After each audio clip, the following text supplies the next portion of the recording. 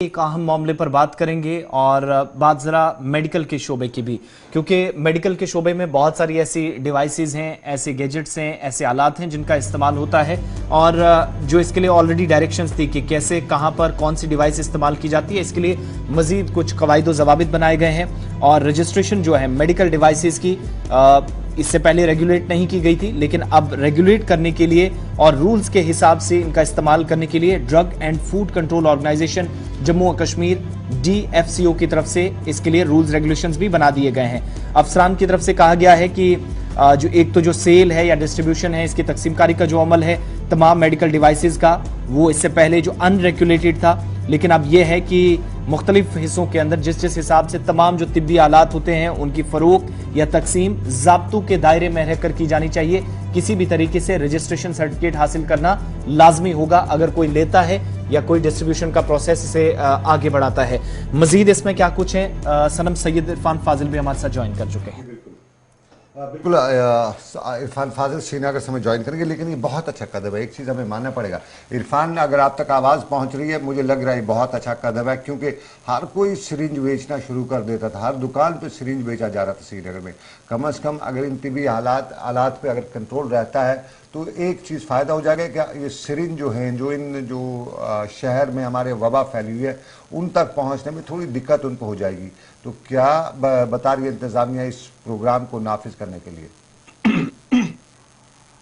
देखिए सनम, जहां तक इस मुद्दे का ताल्लुक है और जहां तक ये जो मसला है ड्रग मिनिंस के हवाले से देखें तो ये काफी ज्यादा जो है अरूज पर है, क्योंकि हम देख रहे हैं जितने भी फार्मास्यूटिकल शॉप्स है, जितने भी केमिस्ट है या जो भी ड्रग डीलर्स है, खासतौर पर जो दवाइयों का कारोबार करते हैं, इनफैक्ट कई सारी ऐसी चीजें हैं जो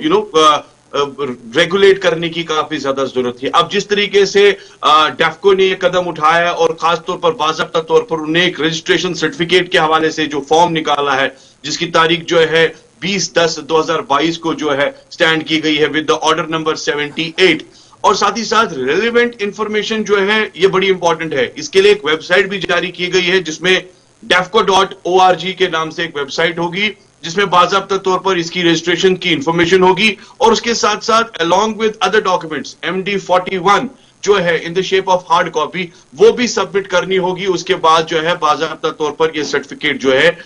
उन्हें मिलेगी ताकि वो मेडिसिन को, ताकि वो ड्रग्स को रेगुलेट कर सके। इस बीच बड़ा इंपॉर्टेंट फैक्टर ये भी है कि एक बड़ा इंपॉर्टेंट स्टेप ये बताया है कि इंस्पेक्शन टीम जो है अथॉरिटी की, उन्हें लगातार राउंड पर रहना पड़ेगा और खुसूसन और भी कुछ चीजें इसमें स्ट्रिक्ट करनी होंगी। जैसे कि हम देख रहे हैं कि जिस तरह के मामला चेकिंग लिस्ट को लेकर होते हैं, लाइसेंस के मामला होते हैं, ड्रग सेलिंग के मामला होते हैं, या कितना मेडिसिन बेचा गया और कितना मेडिसिन है, इसके लिए बाज़ाब्ता तौर पर full HD CCTV cameras 1080p high resolution cameras लगाने होंगे, जो मुकम्मल 6 महीने का डेटा जो है फार्मास्यूटिकल शॉप्स, केमिस्ट की शॉप्स पर रिकॉर्ड करेंगे और किसी भी वक्त जो है उस चीज के बारे में पता चलना चाहिए कि इन्होंने कितना बेचा, कितना खरीदा, यानी सेलिंग और परचेजिंग के मामला जो ड्रग्स को रहेंगे उस पर बाज़ाब्ता नजर रहेगी। और इसके साथ साथ जो है बड़ा इंपॉर्टेंट ये भी है सनम जी, जैसे आपने कहा कि सिरिंजेस को लेकर बात करें, जो आजकल ड्रग्स के जो मामला हो गए हैं, या खुसूसन जो बहुत सारे ड्रग पेडलर्स जो है वो टिचू जो आप देखिए कि इंजेक्शंस लेकर बाद में उसमें मेडिसिन डाल के, कल भी हमने एक बहुत बड़ा हादसा देखा। इनफैक्ट एक जगह पर शख्स एक ड्राइव कर रहा था, अचानक से उसने गाड़ी ठोक दी, 4 लोगों की जो है उसमें कह सकते हैं कि नुकसान भी हुआ और बाद में पता चला कि वो शख्स जो है ड्रग्स में मुब्तला था। तो कहीं ना कहीं ये बेहतरीन इकदामात है, रजिस्ट्रेशन सर्टिफिकेट हासिल करनी है। कई सारे ऐसे दुकान है, कई सारे ऐसे सेलर शॉप्स है जहां पर विदाउट कंसेंट जो है मेडिसिन बेची जाती है। और सबसे बड़ी बात prescription, which is very very important. अगर आपको पता होगा, दिल्ली में आप एक दवाई की टेबलेट विदाउट प्रिस्क्रिप्शन नहीं खरीद सकते हैं जब तक आपके पास प्रिस्क्रिप्शन नहीं होगा। मगर हमारे कश्मीर में क्या है, लेन देन का मामला है, सलाम अलैकुम है, अगर कभी कभी दवा की जरूरत भी पड़ती है तो दुकानदार उसे इजीली दे पाता है। अब अगर इस तरह के सख्त कायदे कानून लागू होता है तो जाहिर सी बात है ड्रग मिनिंग्स को लेकर या बाकी मामला पर जरूर रोक लगेगी। एक चीज और भी, क्या ये इतना आसान था कि आप आसानी से ये डिवाइसेस खरीद सकें, डिस्ट्रीब्यूशन का प्रोसेस, या इस पर इससे पहले भी कोई जो